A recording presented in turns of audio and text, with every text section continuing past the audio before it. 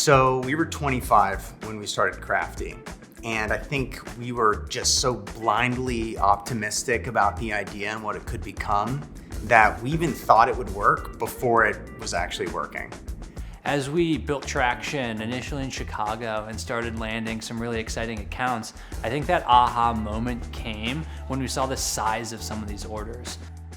I joined over 8 years ago as the 10th employee, the first engineer after our CTO, with no professional experience, just a lot of curiosity and energy.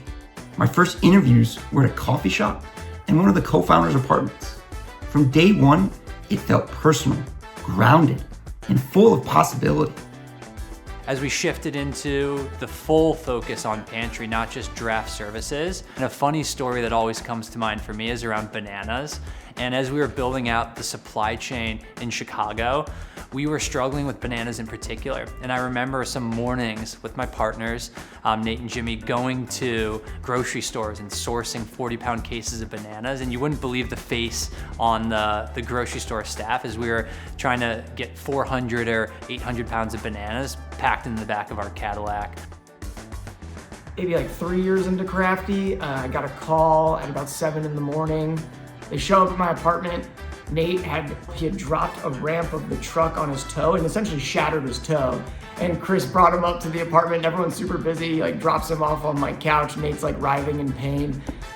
When I first started, we were working out of a warehouse that had leftover piles of trash and copper pieces and wires hanging from the ceiling, and we pulled all that out and made a nice looking warehouse out of it. And from that day forward, I developed a sense of ownership and pride. I think back to our office in the West Loop here in Chicago when we were on Peoria. So that was the beginning of us building our client platform. And I've got an image here. I'm gonna see if I can get this in frame or not. Really just began thinking about this concept of what the client platform could be. And we set out as a group, we had this hit list on the whiteboard, and day after day, week after week, month after month, we checked things off the list. And it went from an idea to a reality. One of the decisions that I'm most proud of is the way that we chose to confront the pandemic when we were all really uncertain about what the return to office was going to be and these mandates, and people were saying, I remember in 2020, it was like, June, and then it was July, and then it was August, and it was, this thing's going to end.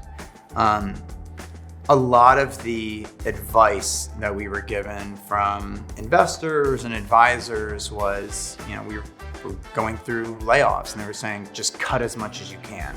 Like, cut more than you think, go to the bone, these like really terrible expressions.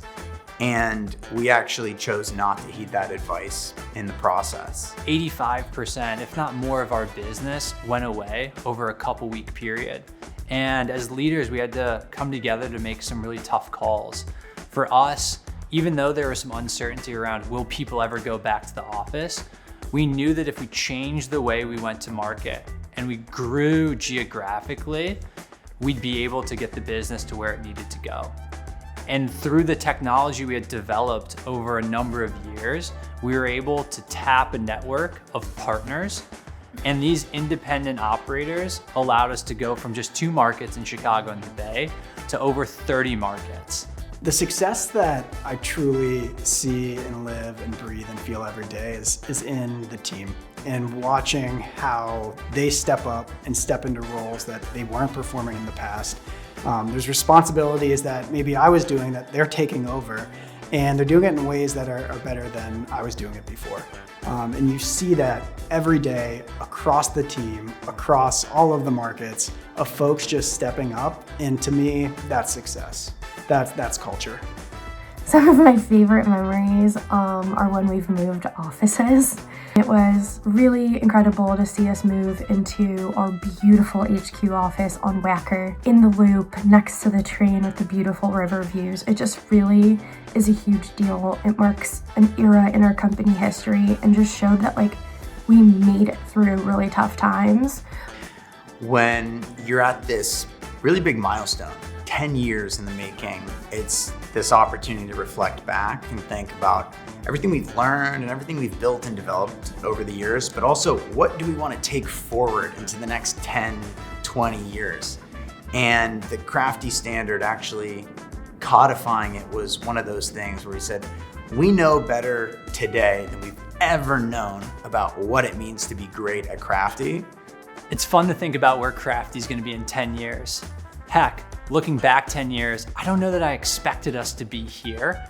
I know in 10 years, Crafty is going to be the leading pantry provider for national accounts, but I think we're gonna be much more than that. I think we're gonna be international. I think we're gonna continue to think about those 5 values that we have as our guiding force. And I think we're gonna have a lot of fun along the way.